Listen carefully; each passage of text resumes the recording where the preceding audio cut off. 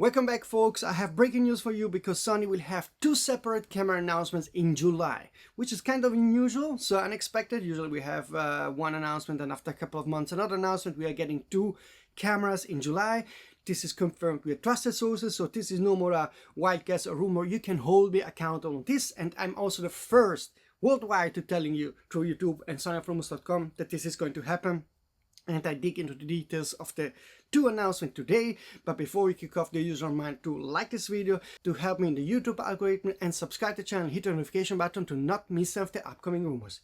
So I'm again here from this beautiful YouTube studio that I especially made for you in a special bungalow in the middle of nowhere in Sardinia, where we have the current heat wave. As you know, in Europe it's super hot. At least we are close to the beach. My body always suffers heat.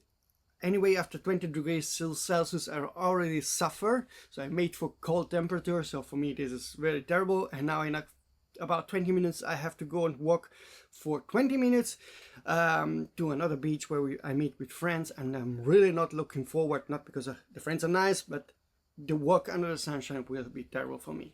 But anyway, so I have a short amount of time to give you some breaking news. It's now 100% confirmed we are getting two separate announcements. In early July, we will get the Sony RX10 5. So the success of the RX10 4, that was a fixed lens compact camera with a super zoom lens from Zeiss 24-600mm. And from what I told, this is just a small updated version. And there is, as you know, still a market for those kind of super zoom cameras, but Sony didn't want to spend apparently too much money to make really something super cool and new. Maybe it wasn't also necessary because it's still a super lens and a great sensor and whatever, so they only updated some stuff. I will give you more details probably before the announcement. I'm working to get some details about what's new on this camera, but this is the first announcement. The second announcement would happen after the first half of mid-July. We are going to get the Sony FX5. Like I told you in my previous video, this is a step up over the FX2, FX3. That's why you have a new name. I hope that prices of the FX2, FX3 will drop by a lot so that the FX5 will not be more expensive than FX3. That would be my dream scenario. I think yesterday I saw another price cut in the US, if I'm not mistaken, on the FX2 and the FX3. Maybe they're trying to make room for this new FX5 camera. A news I can give you, again, an exclusive news, and the first again for Sony cameras, is that finally, after years of futile resistance, Sony is implementing Open Gate on the FX5. Sony managers in past years always said this was an overhyped, unnecessary feature. So to sum it up in my own words, so they resisted, said like, no, it's not really requested by our users, but now they are finally implementing it. I don't know the details of how it will work, if it will work similar to Lumix cameras or so, but anyway, this Open Gate, I've been told, is 5K 3.2. That's the basis, and there we will have some Open Gate features that we will see in the next days. Hopefully we'll get some details from my sources, but it's coming. Okay, for the rest, still confirmed that it has a new global shutter sensor that is different than the Sony A9 324 megapixel global shutter sensor, so it should be probably superior for video because it's a new generation of global shutter sensor, and I'm really looking forward to get into the details about this sensor. Should get them very soon, so again, stay tuned on this channel. You have to subscribe if you don't want to miss the exclusive info that I will share first. Others will copy me after, so you can also watch the other channels. Sometimes they create me, sometimes not. Sometimes they spread a lot of rumors for weeks and they're wrong. I try to give you only possibly right rumors, so 95% of the time I'm right, and you probably know it already if you follow me for some time.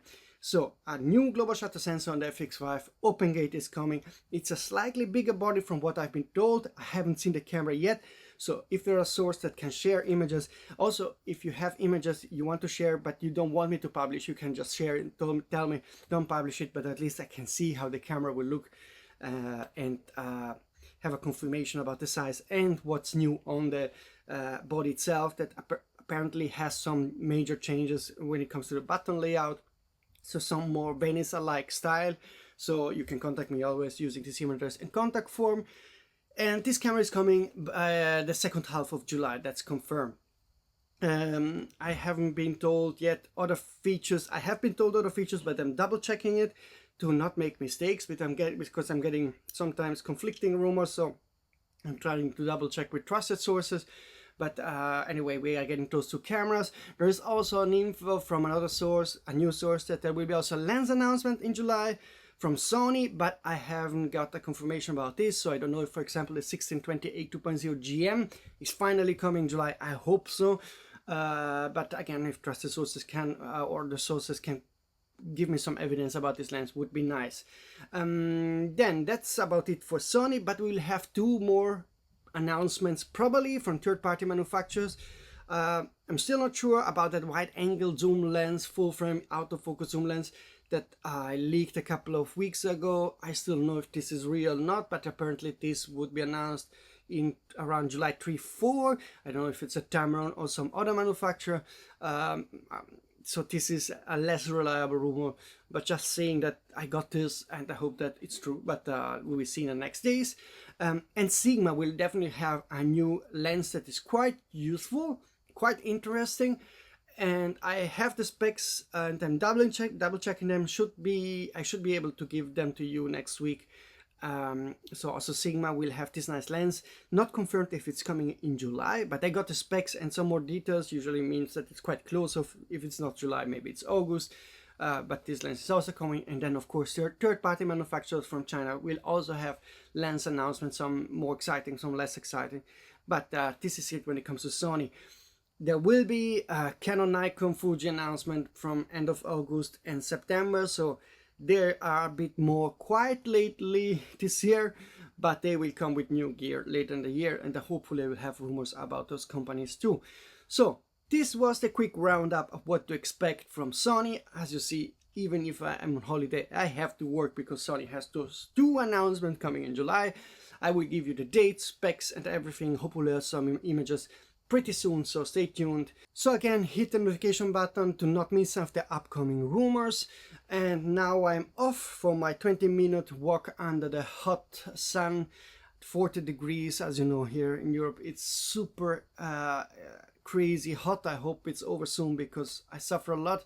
I hope to not melt down on the way, but I will have be in a beautiful location and also have a great food there. There's a beautiful restaurant on the beach, that's why we're going there.